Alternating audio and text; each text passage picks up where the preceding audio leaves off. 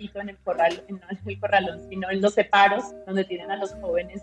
Ok, yo acá tengo dos preguntas la primera es como muy específica. Cuando dices como policías en coordinación con, ¿cómo mencionaste? Agentes privados. Agentes privados o Privados. grupos criminales privados. Ajá, eso es ¿qué grupos es lo que abarca esos grupos privados? Y la segunda, que, o sea, me imagino que hacer este tipo de investigación tiene muchas implicaciones morales y éticas.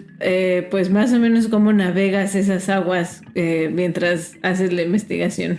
Bueno, cuando hablo de grupos privados criminales o que se dedican a actividades ilegales, pues sobre todo ahí en Sinaloa se habla de grupos de narcomenudeo, porque hay que entender que en estos contextos la venta y el consumo de drogas son problemas muy generalizados. Tú lo ves en el territorio, o sea, tú ves tienditas de droga a la cual acuden los jóvenes de manera muy regular. Y pues hay un mercado ahí, y hay también como una disputa por territorios chiquititos, o sea, aquí no estamos hablando por grandes territorios, sino que dentro de un ejido puede que dos grupos estén disputando el poder, ¿no? Y entonces esos intereses hacen que se ejerza violencia en el territorio y que quienes son compradores de un grupo o del otro queden de alguna manera inmersos en esas disputas territoriales. Entonces, si tú debes dinero por droga o cualquier otra cuestión que ponga en riesgo tu vida, tú puedes terminar en medio de esas disputas, y por supuesto que los policías hacen parte del negocio, ¿no? Ahí en Sinaloa ellos se lucran del negocio, reciben rentas, reciben extorsión y también incluso venden drogas, ¿no? Entonces, pues me refiero a eso, no estoy hablando de grandes capos, aunque en Sinaloa también hay grandes capos, pero digamos que su negocio es otro, ¿no? Entonces hay muchos negocios y hay muchos niveles de la economía ilegal. Y respecto a tu segunda pregunta, pues creo que es como un componente muy importante cuando haces investigación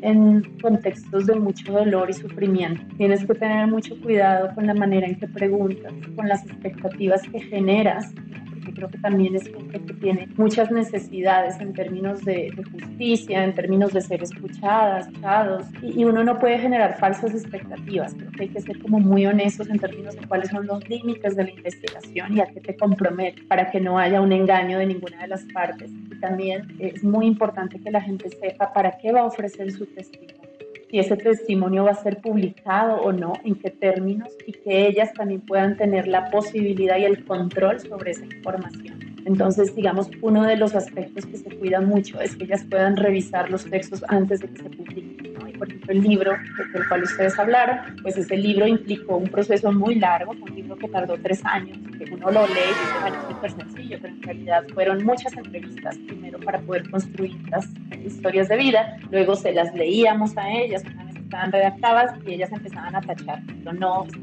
ellas tenían el control, digamos, sobre esta información. Entonces, esto es un cuidado que hay que tener constantemente. Pero también hay otros aspectos éticos que tienen que ver con la manera en que se hace ciencia, porque la ciencia suele ser un proceso muy competitivo y muy solitario. Entonces, cuando nosotros trabajamos en contextos de dolor y también contextos de riesgo a la integridad física de las personas con las que colaboramos, pero de nosotras mismas, también hacemos un cuestionamiento a los modos en que se hace ciencia y le apostamos más a una metodología más colaborativa y menos competitiva. Entonces trabajamos en equipo. Y bueno, ustedes mencionaron, yo hago parte de un grupo. En este grupo nos acompañamos al campo, nos hacemos preguntas juntas, hacemos análisis colaborativos, es decir, que cualquier investigación que yo haga va a ser siempre producto de un trabajo colectivo, y eso siempre lo hago saber en mis investigaciones, en los productos finales. Entonces, pues eso es parte también de la apuesta política. Y otro principio que me parece bien importante es reconocer que como científicas siempre vamos a establecer relaciones de poder con las personas que colaboran en el campo. Pues uno viene de un contexto urbano, con privilegios, se está haciendo preguntas que finalmente pues van a dar como resultado productos de investigación que van a favorecer la carrera académica individual o colectiva. Y creo que uno tiene que ser como muy honesto con esto y reconocer que esas jerarquías existen, no dejar de verlas, y entonces ver qué se puede hacer desde ese lugar de privilegio, o sea, también asumir responsabilidades y compromisos sociales. Eso que dices, Caro, a mí me parece súper importante e interesante porque justamente yo, o sea, me imagino que llegas a una comunidad en la que finalmente pues eres alguien extraño, ¿no? Eres un extranjero. Y bueno, justo establecer esta relación donde la gente pues sepa que pues sí los estás ayudando, pero también como dices, pues no generar cosas, falsas expectativas, que se crucen ahí intereses. O sea, hay comunidades que son muy cerradas, ¿no? No sé específicamente ahí en Sinaloa, pero hay comunidades que así son, ¿no? Y como de, ay, pues no sé, voy a decir cualquier cosa, pero pueden decir, esta güerita fresa de la Ciudad de México que viene aquí a preguntarme, ¿no? O sea, se pueden sentir un poco así, ¿no? Porque pues sabemos que en México la división social pues es muy grande, y a veces a mí lo de la etnografía me hace mucho ruido, porque justo se me hace muy cañón involucrarte en los zapatos del otro, ¿no? O sea, entender por qué esta persona está viviendo esto, por qué piensan así, por qué, o sea, eso a mí se me hace loquísimo.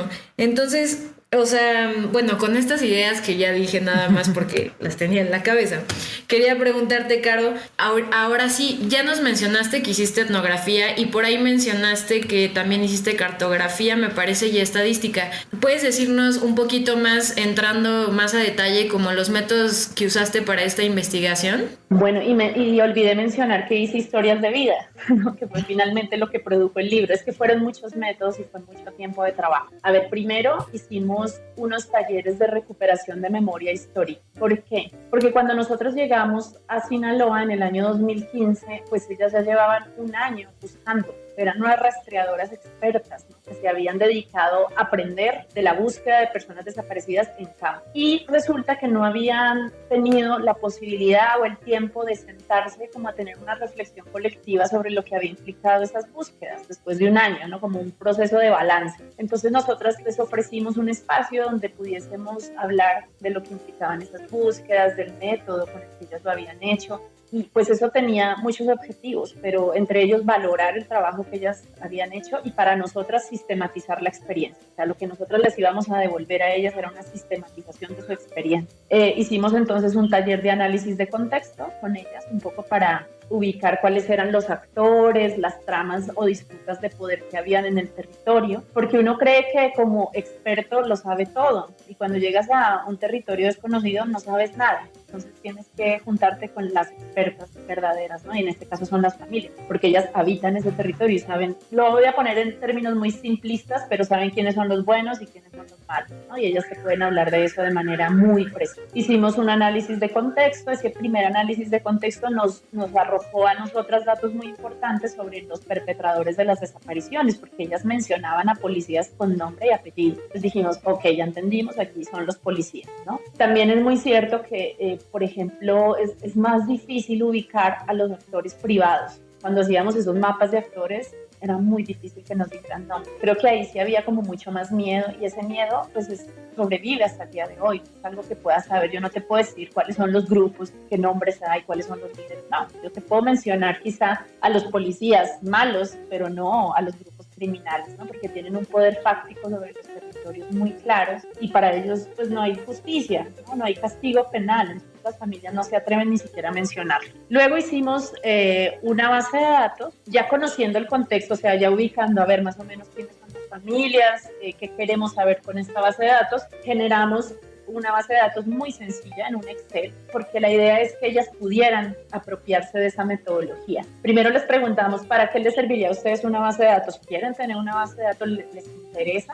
¿No? Entonces fue un producto de un proceso de pensamiento y de imaginación colectiva. Como saben que creo que nos hace falta sistematizar y documentar. Documentar es muy importante en este contexto, porque la justicia finalmente se basa en procesos de documentación, es decir, de acreditación de que algo sucedió, ¿no? Son como pruebas. Para las familias es muy importante documentar y ellas, a pesar de que llevaban en ese momento ya más de un año, pues digamos registrando las desapariciones y los casos, pues todo eran papelitos, cuadernos, de una manera como muy orgánica, sin un método. Entonces dijimos, ok, vamos a organizar todo esto, hicimos como un análisis de todos esos papelitos, carpetas, cuadernos y dijimos, ok, aquí estamos ubicando. Ustedes preguntan por el perfil del desaparecido, pero quizá podrían incluso densificar un poquito más ese perfil, o sea, no preguntar simplemente qué edad tenía, cuándo desapareció y ya, sino ir un poquito más allá, por ejemplo, a qué se dedicaba, para empezar a ubicar rasgos socioeconómicos.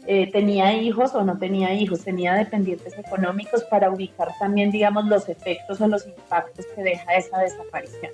Entonces configuramos esa base de datos y también empezábamos a preguntar si esa persona había sufrido antecedentes de detención arbitraria o de hostigamiento por parte de las policías. Entonces ya, por eso digo que la estadística se nutre mucho de la observación etnográfica, porque si yo hubiera tenido desde aquí, desde Ciudad de México, una base de datos con las variables que yo me imaginaba, yo nunca hubiera preguntado por los antecedentes de detención arbitraria, porque eso es muy propio de ese contexto. Entonces, bueno, hicimos esa base de datos y también hicimos otra que tenía una perspectiva un poco más interdisciplinaria. Esa base de datos la construimos junto con un compañero arqueólogo forense y una compañera antropóloga física. Y esa base de datos era más para identificar, no, para documentar los hallazgos, porque cada semana estas mujeres encontraban una fosa y esa fosa tenía un montón de información que se estaba perdiendo, porque las autoridades no la registraban, o sea, las autoridades simplemente iban, hacían el levantamiento y a veces incompleto, porque dejaban restos, huesos, pruebas y se iban, ¿no? Entonces las familias empezaban a documentar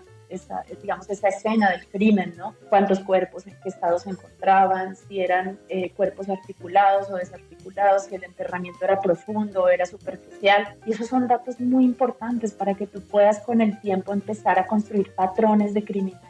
O sea, se trata del mismo grupo, cambió algo, de repente, por ejemplo, empezaron a aparecer incineraciones, lo cual no era para nada común en Sinaloa después de 5 años de que enterraban los cuerpos. También hicimos esa base de datos. Se las dejamos a ellas, hicimos un proceso pedagógico para que ellas entendieran cómo se hacía esa base. Pues era simplemente llenar, ¿no?, los hoyitos en el Excel. Y para ellas resultó una herramienta súper importante. Al momento, ellas han planteado públicamente que cuentan con esa herramienta, que es una herramienta propia, que les es muy útil esas dos bases de datos. E hicimos las historias de vida, ¿no? Que la historia de vida es un método, no es propio de la antropología, se usa también en la historia, ¿no? Y se usa también en la sociología. Es un método cualitativo que se parece a la biografía, pero digamos que es un poco más amplia, porque la historia de vida abarca desde la infancia hasta el momento actual de una persona, e incluso puede preguntar por las expectativas de futuro. Y en la historia de vida uno plantea como un eje,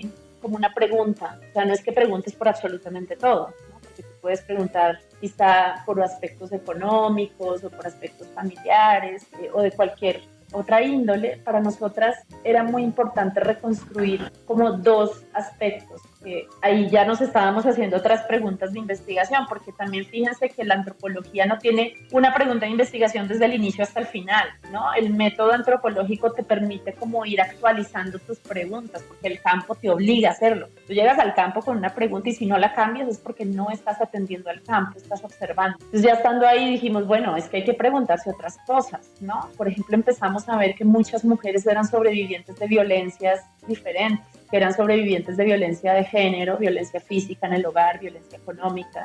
Entonces, esto parece algo común. Entonces, vamos a preguntarnos qué violencias han sufrido estas mujeres. Y entonces nos hicimos esta pregunta, basándonos en una teoría feminista, que es la teoría de la continuidad de las violencias, ¿no? Y que nos dice, esta teoría de la continuidad de las violencias se ha usado mucho, sobre todo para explicar los feminicidios, ¿no? Cuando te dicen, a ver, es que una mujer que muere no muere de repente, o sea, ibas por la calle y te mataron, puede suceder, pero en la mayoría de los casos los feminicidios son el resultado o digamos la punta del iceberg de un montón de violencias que se estaban acumulando, ¿no? Violencias económicas, violencias físicas, amenazas, hostigamiento, violencia sexual, y eso termina en un feminicidio. El feminicidio casi siempre es una violencia anunciada. Entonces nosotros, basándonos en esa teoría, nos preguntábamos, a ver, estas mujeres sufren mucho por la desaparición de sus hijos.